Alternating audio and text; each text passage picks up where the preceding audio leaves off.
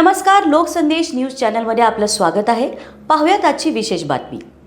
सांगली जिल्हा काँग्रेस शहर जिल्हा काँग्रेस आणि काँग्रेस सेवा दलाच्या वतीने महाराष्ट्राचे पहिले मुख्यमंत्री आणि भारताचे उपपंतप्रधान स्वर्गीय यशवंतरावजी चव्हाण यांच्या पुण्यतिथीनिमित्त काँग्रेस भवन सांगली येथे अभिवादन करण्यात आले. प्रारंभी जिल्हा परिषदेच्या माजी अध्यक्ष सौ मालनताई मोहिते आणि महानगरपालिकेचे माजी सभापती राजेश नाईक यांच्या हस्ते यशवंतरावजी चव्हाण यांच्या प्रतिमेस पुष्पहार अर्पण करण्यात आला. यावेळी बोलताना राजेश नाईक यांनी स्वर्गीय यशवंतरावजी चव्हाण यांनी स्वातंत्र्य लढ्यामध्ये दिलेले योगदान तसेच महाराष्ट्र आणि देशाच्या राजकारणामध्ये गोरगरीब जनतेसाठी शेतकरी कामगार यांच्यासाठी पंचवार्षिक योजनेच्या माध्यमातून जीवनमान उंचावण्याचे काम केले आहे.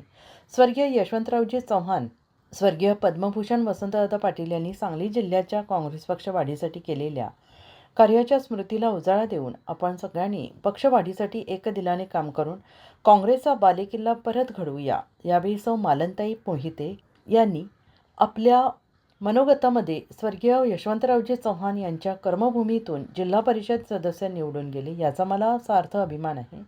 त्यांनी केलेल्या कामामुळे कोयना उजनी धरणाच्या निर्मितीमुळे शेतकऱ्यांच्या शेतीमध्ये सुधारणा झाल्या, तसेच शेतीपूरक उद्योगधंदे निर्माण करून तसेच पंचायत राज्य त्रिसूत्री कार्यक्रम राबवून तसेच सत्तेचे विकेंद्रीकरण केले आहे. त्यामुळे आमच्यासारख्या कित्येक लोकांना संधी मिळाली. यावेळी प्रदेश संघटक पैगंबर शेख, सेवा दलाचे जिल्हाध्यक्ष अजित ढोले, कार्याध्यक्ष अनिल मोहिते यांनीही आपले मनोगत व्यक्त केले. स्वागत आणि प्रास्ताविक विश्वास यादव यांनी केले.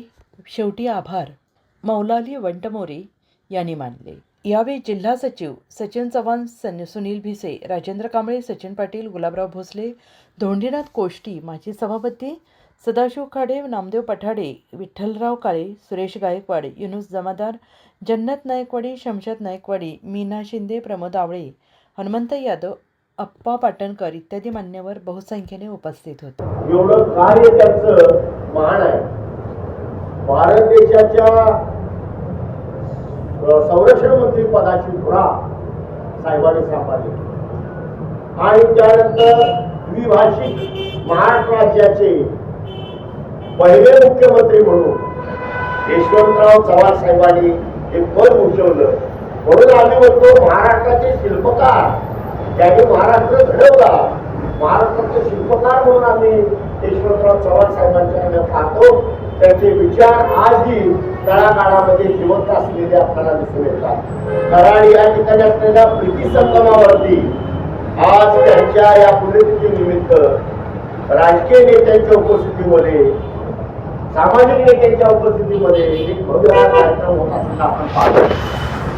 खऱ्या अर्थानं ही माणसं या जगातून जरी निघून गेली असती, खरोखरच अतिशय चांगली गोष्ट आहे. परंतु सगळ्यांनी आलं पाहिजे. सगळी इयत्ता मोठी खर्च आहे.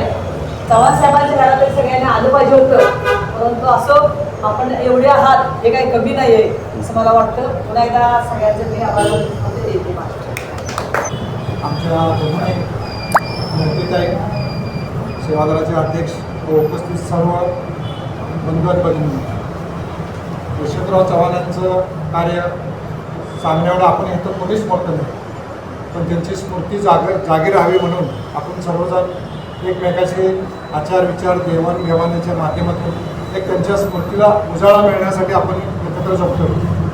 त्यानिमित्ताने त्यांनी केलेलं कार्य महाराष्ट्राची जडणघडण फार काही मोठं बोलण्याचं काय. महाराष्ट्र देशासाठी धावून जाणारा सह्याद्रीचा पर्वत हिमालयाच्या मदतीला गेला म्हणून असं खाती असणारा माणूस.